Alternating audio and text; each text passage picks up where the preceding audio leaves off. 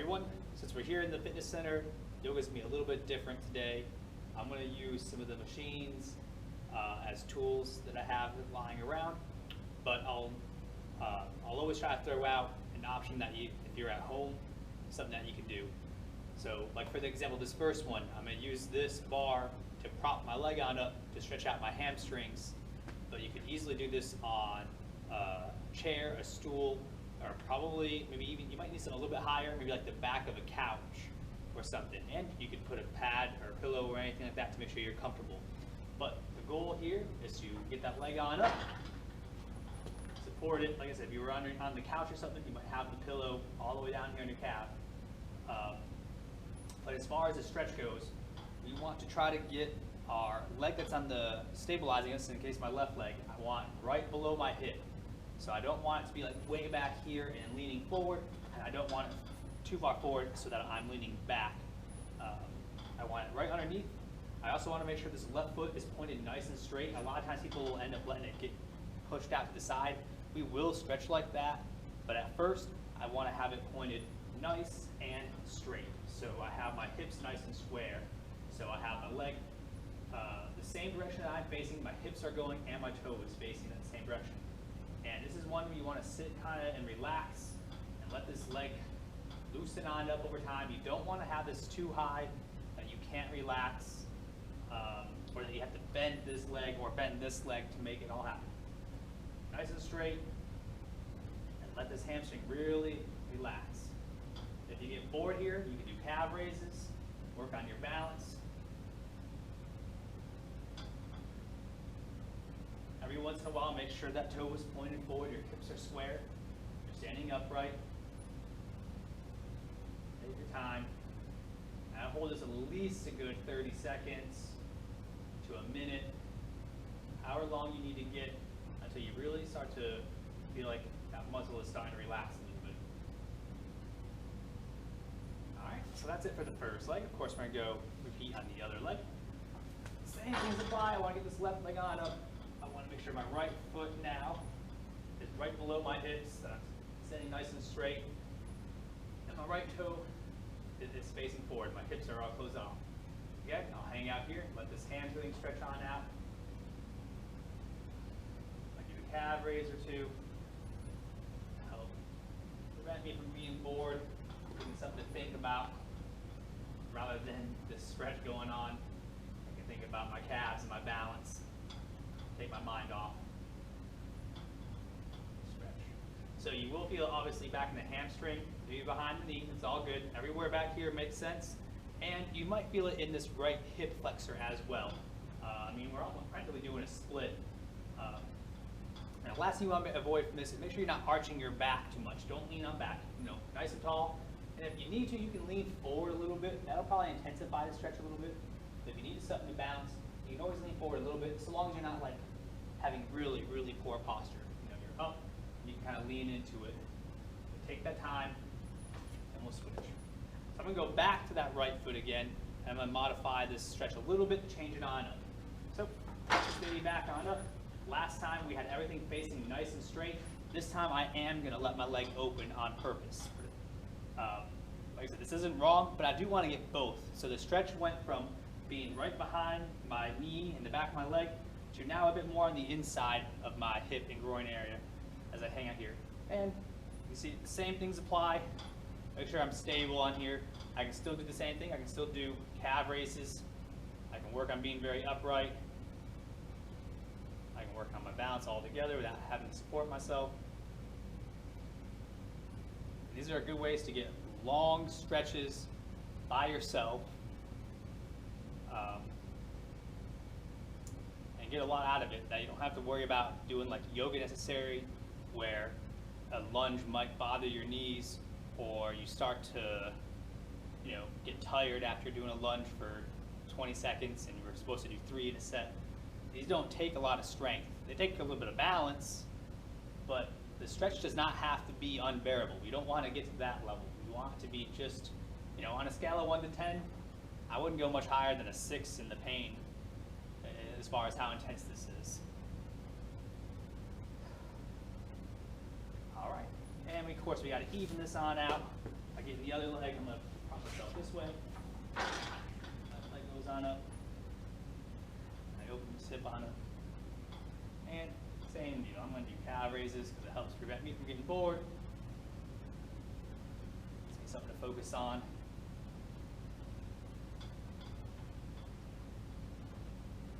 This is something you might see like in a bar class, or somewhere where they might do like ballet-like stretches.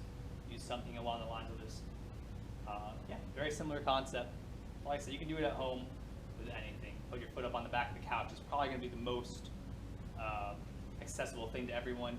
If you need more height, you just stack some more pillows underneath of you. Just make sure that you got something to hold on to so you don't fall over, because pillows are going to be, you know, a little topsy-turvy. I already feel a lot looser just from those little stretches. Okay? So that's pretty good. You get the hamstrings and the groin area right from those. Let's move on to some calves, and I'm going to do them right here as well. Hopefully you can see my feet. With calves, I just find something I can stand up on and probably put up against. A stair could be good. You could put down a couple of books, or what else would be good? Books, stairs, a piece of plywood if you got something, maybe not plywood, but a piece of wood. You know, you might have to be somewhat creative. But ultimately, all I want to do is find something you can stand up on like this, and we want to lean on into it. And we want to try to keep our heel down to the ground. And the further forward I lean, the more of a stretch I get right on the back of this leg. And just like last time, I'm just hanging on now. There's not much to think about with this one, other than, again, make sure you're standing up nice and tall. Keep the foot down. If you want to try to get a little bit more out of it, you can try to think about squeezing the front of your leg. That's just going to make sure you don't have too much of a bend. You're going to lock it on now. Now it gives you a little bit more. Otherwise, it's just lean forward, let that leg stretch, get that calf stretch. Yeah. You can lean a little left, you can lean a little bit of right, and kind of work around different parts of that muscle belly. Whichever part feels good for you, stick to that. I will say the only slightly downside to these stretches is that there is no real warm-up into them, whereas like when I do a yoga session, I generally do some movements that get me warmed up, like maybe on the verge of sweating or something like that, so my muscles are a little bit more limber. These stretches don't inherently get you body warmed up, so you may want to be warmed up beforehand, or just really, really be aware of your own body and capabilities and build into them slowly. You definitely will get a lot more out of this if you are warmed up. Maybe you just got done running or anything. You know, even if it's just really warm outside and you're sweating, you'll probably be a little more limber than had you been sitting on the couch all day, you know, in your house at 68 degrees or something along those lines. So being warmed up before this, you'll get more out of it. You can do it cold, you can do it right out of bed, as long as you just take it really, really easily. All right. And if you have something that's wide enough, you could always do both calves at one time as well. And this is kind of good because you might find one leg is tighter than the other. If you have both your feet in the same position, and you go to do it, and you're like, oh man, my left calf is so much tighter, then, you know, spend some more time on that. I had a friend who was in the landscaping business, and he found himself, I can't remember which leg it was, but his calves were noticeably different. He did a lot of like weed eating and stuff, and I guess he always held the weed eater in one way, and he always pivoted on the same leg and put the same and most of the weight on one of his legs. And his calf was substantially bigger and tighter than his other one. So that would be something that, you know, you want to try to balance on out. But you might have some tightness, and you know, you might favor a side depending on what your daily life has you doing. Okay, that was hamstrings. That was our calves. Let's go get the quadriceps, the front of the body. So I'm going to take you over here.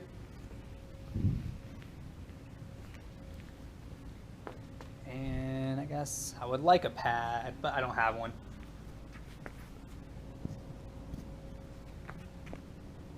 All right, hopefully we can see right there. So this one, all you need to do is have a wall, and I'll do this on the couch as well because it's padded, but we're gonna try to get these quadriceps stretched on out. The goal of this is to put the foot up, the toe facing up the wall. Okay, that's a big thing. If you see me barefoot, it could be a little bit better, but you don't want your foot like this. You don't want your toe flat against the wall. You want your toes going pointed up.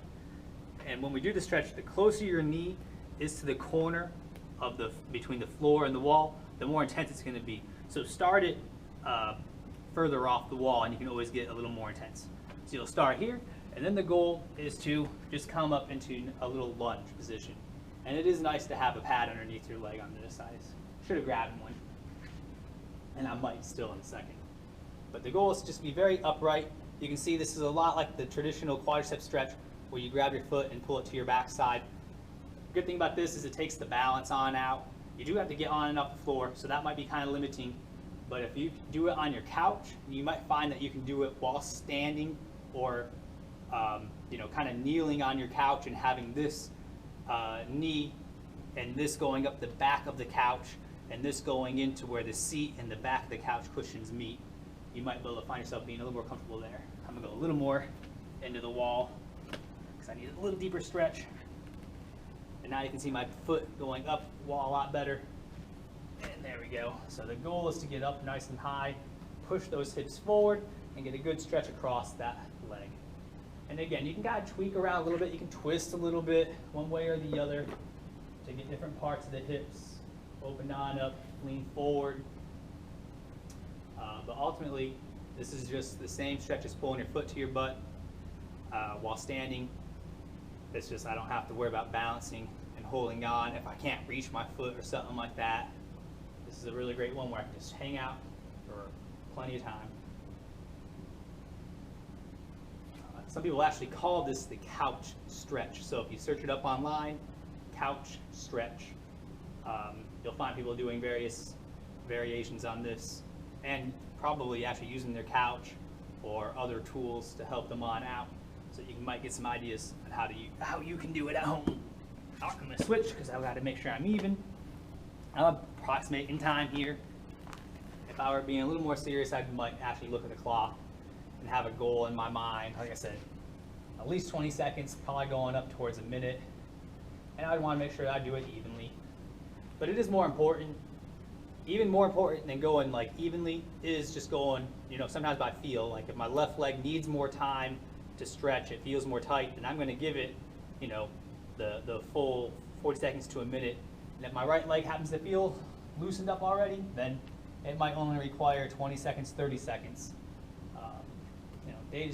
Different days are going to have different results on how you feel, and it's going to be depending on what you've done beforehand. If you had a hard workout the other day, you might be a little more sore. Just have days where you just feel really loose. You don't need to stretch at all. Sometimes that happens. But again, on the intensity, 5, 6, maybe, I wouldn't go to 7. I would say 5 or 6. You want to make sure you're doing something, but you don't want to over tighten, stretch your muscle, and then have it try to tighten on back up because it's just got shocked and like, what the heck are we doing? Let's tighten on up to save ourselves from doing that again. I'm a big advocate for less intensity but more frequency. This is something you could do several times a day. It's hard to overstretch. Okay, so there are our couple of leg exercise stretches. We got the back of the legs, the front of the legs, and the calves. That's pretty much everything there. Let's get some upper body ones going on real quick. And this is as simple as finding something that you can hang on to. This one's actually a little trickier to find. This is obviously very sturdy. At home, I'm having a hard time finding things that I can really put a lot of weight on into without worrying about them shifting or falling. But if you have a really sturdy handrail at home, you can do it, or a really heavy piece of furniture, it's possible. But the whole goal of this is to stretch out the back, and we're trying to stretch out the muscle, particularly between the spine and the shoulder blade. So if you think about this muscle, if you contract it, those bones get pulled closer together, right? That's a squeezing them together. Pinch your shoulder blades on back. What we want to do now is have those muscles relax and get pulled further apart. So we just simply grab hold of something on our hand, and we just kind of tweak around our angle. We let the shoulder go, away from us. We want that shoulder blade to move forward, to move away from the spine. You really want to make sure you're not doing this and fighting it by pulling back, pinching the whole time. See how this shoulder is way by my ear? This is not stretching this muscle. This muscle is being pulled tight and contracted in order, even though I got this weight. I want that shoulder to come as far as I can in front of my face on this. And yeah, I play with the angles here, hand going back so that I come a little closer to like where my belly is, and I lean into it, and that stretches across here. Let that relax. And I can come this way, so my hand is a bit more towards my face, and now I feel the stretch a little bit more across this muscle. But it's about playing with the angles, figuring out which one feels good for you, and then hanging out there for a while until those muscles really relax. There are a whole ton of muscles back here. Rhomboids, lats, like subscapularis. I'm trying to think of some of them. There's a bunch of them back there. And they can all be tight, or some of them can be tight, and sometimes they work in like a chain. So at first you start to stretch and you only feel it in like one real particular spot, like maybe like right here or right here. But ultimately we want to get the stretch to come all the way across, all the muscles in the back. So sometimes you got to hang out there for a long time and really teach your body to relax, so that once that one muscle relaxes, it can move on to the next one in the chain, and then you can start to have it hit the other muscles. I had a real hard time with that. I could never quite get the muscle right through here. I always felt it across here or down here, and it took me a really long time. Once those muscles finally relaxed, I found the stretch kind of migrated on up. I found the right angle, and I could get the stretch right where I needed to. I have a really bad knot that likes to sit right through here, and it took a long time to kind of get the right angle and get there. But now I can get that stretch, and it is so much better than trying to like find something to kind of rub on into it. The stretch is definitely the way to go. It just takes a little more effort. Once you get it, it's amazing. So I'm gonna hang out here again. I got that spot. I know how to do it now. Hang out and stretch for a few moments. This will probably be one of our last ones today. Lower body in the back. Hopefully you can find some things at home to help you with these.